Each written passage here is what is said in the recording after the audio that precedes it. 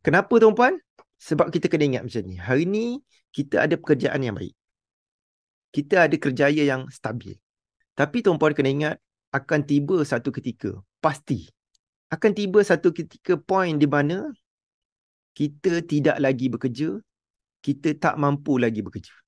Mungkin disebabkan faktor usia, mungkin faktor kesihatan, mungkin servis kita ni, skill kita tak diperlukan lagi.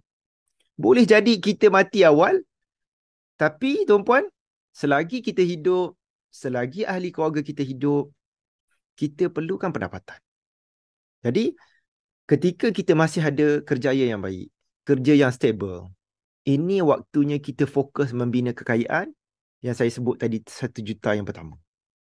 Supaya bila tiba point di mana kita tidak lagi bekerja, kita tak mampu lagi bekerja, kita hilang pekerjaan, kita masih ada pendapatan untuk terus hidup. Kenapa waktu tu saya kira 1 juta, tuan-tuan? Saya fikir macam ni. Pada waktu tu pendapatan saya dalam 1,000 lebih lah. Dekat 2,000 lah. Tahun 2005. Dan saya fikir, kalau saya ada 5,000 sebulan, tak bekerja tapi ada 5,000 sebulan.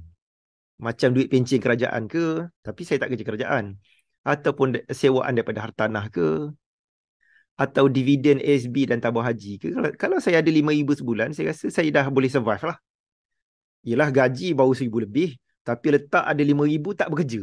Oh, besar dah tu. Pada ketika itu besar lah. Saya kira-kira, kalau saya letak duit dalam tabung haji, saya kena ada 1.2 juta. Kalau dividen 5%, maksudnya dapat 60,000 setahun.